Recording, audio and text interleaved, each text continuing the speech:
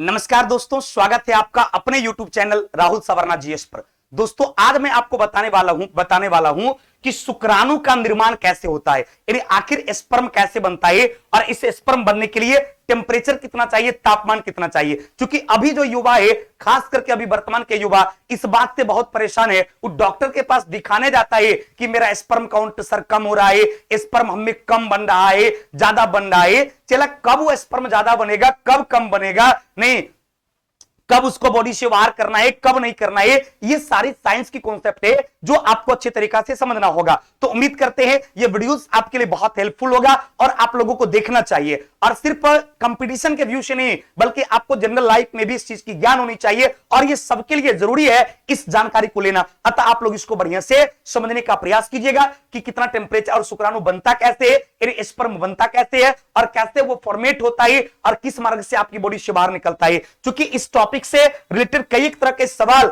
आपसे एग्जाम में पूछे जाते हैं, तो गौर कीजिएगा इन सारे पॉइंट्स पर। देखिए, स्पर्म की जहां तक बात रही मेरे दोस्त, तो आपका स्पर्म की यदि बात रहेगा कि स्पर्म आखिर बनता कहां पे है, तो गौर कीजिएगा मेरे दोस्त कि आपका स्पर्म जो है, जिसको आप हिंदी में शुक्राणु कहते हैं, ये शुक्राणु आपके बॉडी के जिस अंग में बनता है वो आपको मेल रिप्रोडक्टिव ऑर्गन्स कहलाता है और उसमें आपका इस दोनों का नाम आता है। यानी आप यहां पर देखेंगे कि आपका जो ये वाली पार्ट्स है, ये वाला पार्ट्स जो आपका होता है, ये जो अंडाकार स्ट्रक्चर आपको दिखता है, इसको कहा जाता है टेस्टिस। यानी टेस्टिस कहा गया तो इसको हम लोग वृषण बोलते हैं। एकदम गौर कीजिएगा, टेस्टिस को हिंदी में क्या कहा जाता है, ये आपका जो टेस्टिस है, इस टेस्टिस को हिंदी में कहा जाता है वृषण।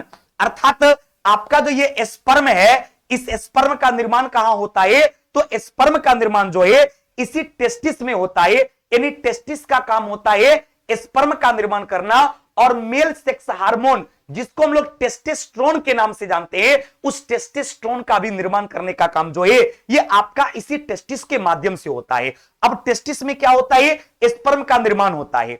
अब आपके टेस्टिस के चारों ओर क्या होता है, एक पतली जैसा जो है एकदम त्वचा वाली संरचना होती है, जिसमें आपका टेस्टिस जो है वो थैला की तरह से क्लोज रहता है, बंधा हुआ रहता है। इसको जानते क्या कहा जाता है, उसको स्क्रोटम कहा जाता है। यानी इस थैले को क्या कहा जाता है मेरे दोस्त, उस थैले को जो है स्क्रोटम कहा जाता है।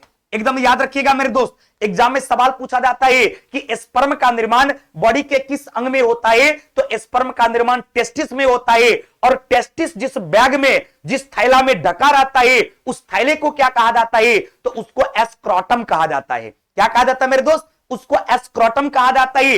अब वो स्क्रोटम ही आपके टेस्टिस के टेम्परेचर को कंट्रोल करता है। क्योंकि जब आपसे एग्जाम में यह सवाल पूछा जाता है कि कितने तापमान पर बनता है शुक्राणु, तो बच्चे कंफ्यूज कर जाते हैं, उस सोच में पड़ जाते हैं आखिर आंसर क्या होगा। तो याद रखिएगा, ये जो आपका स्क्रोटम है, ये टेम्परेचर को मेंटेन करने का काम करता है, तापमान को नियंत्रित करने का काम करता है।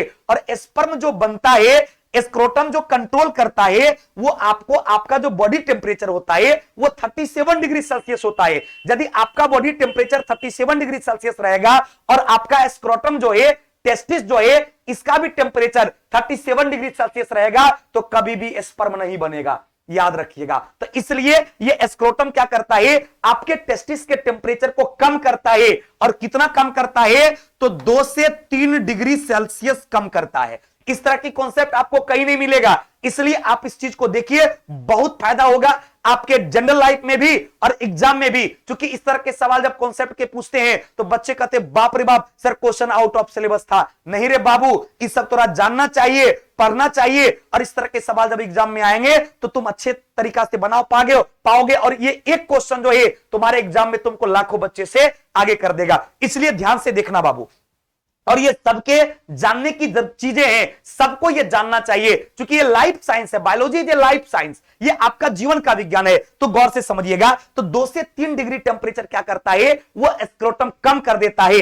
अर्थात स्पर्म बनने के लिए आपका 34 से 35 डिग्री सेल्सियस जो है ये सबसे ज्यादा उपयुक्त होता है। यानी इस पॉइंट्स पर हम लोग आ गए कि आपके स्पर्म को बनने के लिए टेम्परेचर कितना चाहिए, तो आपका 34 से 35 डिग्री सेल्सियस तापमान जो है ये आपके शुक्राणु को बनने के लिए यानी स्पर्म को बनने के लिए सबसे ज्यादा उपयुक्त माना जाता है। यदि इससे ज्यादा टेम्परेचर हो जाएगा तो आपके स्पर्म का निर्माण नहीं होगा, इससे कम टेम्परेचर हो जाएगा फिर भी आपका जो ये स्पर्म देख रहे हैं इस स्पर्म का निर्माण नहीं होगा, और स्पर्म का निर्माण नहीं होगा तो फिर बच्चे नहीं होगा। क्लियर ना? इसलिए ध्यान रखना मेरे दोस्त, स्पर्म के निर्माण होने के लिए टेम्परेचर कितना चाहिए, तो आपके बॉडी टेम्परेचर से 2-3 डिग्री सेल्सियस कम चाहिए, यानी 34 से 35 डिग्री टेम्परेचर चाहिए। अब स्पर्म यहां तो बन जाता है, लेकिन निकलता कैसे है? तो स्पर्म जब बन जाता है तो यहां से देखिए एक ट्यूब है, एक नली आप यहां देख रहे होंगे। ये नली जो आपका है इस नली को कहा जाता है स्पर्म, इसको कहा जाता है स्पर्म डक्ट, या इसी को भास डिफेंस भी कहा जाता है, यानी वो स्पर्म डक्ट है। ये दोनों तरफ से नली लगी रहती है, इस नली को क्या कहा जाता है? स्पर्म डक्ट कहा जाता है। अर्थात टेस्टिस में स्पर्म बनती है और इस टेस्टिस के ऊपर में एक मांसल संरचना होती है, इसको कहा जाता है एपिडर्मिस कहा जाता है। क्या कहा जाता है? इसको एपिडर्मिस कहा जाता है। एक थोड़ा सा नुकीला टाइप का मांसल संरचना आपको यह टेस्टिस के जस्ट ऊपर रहता है, वही शुक्राणु को नियंत्रित करके वहां पर रखता है। लेकिन जब आपके अंदर से इस तरह की फीलिंग्स आती है सेक्स करने की, या लड़की के प्रति उस तरह का गलत बातें वगैरह चलने लगती है आपके दिमाग में, या आपको सेक्स करने का मन करने लगता है, तो वैसी स्थिति में क्या होता है? ये एक्टिव हो जाता है एपिडर्मिस, और एक्टिव होकर क्या होता है? ये जो आपका स्पर्म डक्ट है, यानी शुक्र नलिका है, शुक्रवाहिका है, इस शुक्रवाहिका के माध्यम से क्या होती है? ये ऊपर आ जाती है, और ये जब आगे आती है तो यहां पर दो संरचना देख रहे होंगे कि गोल गोल, इसको जानते क्या कहा जाता है? सेमिनल वेसल्स कहा जाता है। क्या कहा जाता है मेरे दोस्त? इसको कहा जाता है सेमिनल वेसल्स कहा जाता है। उस सेमिनल वेसल से जानते क्या होता है? एक मिल्की लिक्विड्स निकलता है। कभी आप स्पर्म देखे होंगे यदि निकलते हुए या निकला होगा, तो स्पर्म में हल्का पीला कलर भी होता है और उजला भी होता है, और वो फ्लूइड की तरह होता है, वो लिक्विड्स नहीं होता है, वो तरल की तरह होता है। तो उसमें जो उजले तरह का पदार्थ आता है वो किसके माध्यम से आता है? तो स्पर्म में जो उजले कलर का पदार्थ होता है वो सेमिनल वेसल्स के माध्यम से आता है, यानी वो यहां से निकलती है। अब ये आगे आती है, और ये पार्ट्स जो आपका है इसको कहा जाता है प्रोटेस्ट ग्लैंड।